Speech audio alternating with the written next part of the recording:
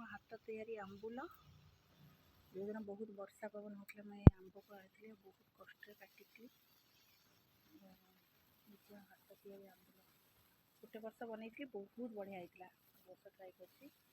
ଇଏ ହେଉଛି ଯେଉଁ ଆମ୍ବ ଆଣିଥିଲି, ଯେଉଁଗୁଡ଼ା ସବୁ ଟିକେ ଫଟା ଫଟି ରହିଯାଇଥିଲା, ଟିକେ ମାନେ ଅଧା ପାଚିଲା ଭଳିଆ, ତାକୁ ଟୋଟାଲି ସିଝେଇ ଦେଇକରି ମାନେ ପାଗ କରିକି, ଏଇଟା ଆମ୍ବ ସଢ଼ା ନୁହେଁ, ମାନେ ଗୋଟେ ଆଚାର ଟାଇପ୍ର କରିଦେଇଛି।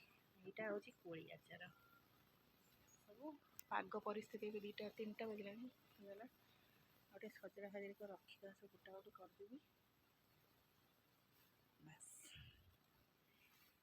ନା ଏଥର ଅଳ୍ପ ଅଳ୍ପ କରିଛି। ଏଥର ଆଉ ଏତେ ପରିଶ୍ରମ କରିପାରିଲିନି, ବହୁତ ଅଳ୍ପ ଅଳ୍ପ କରିଛି।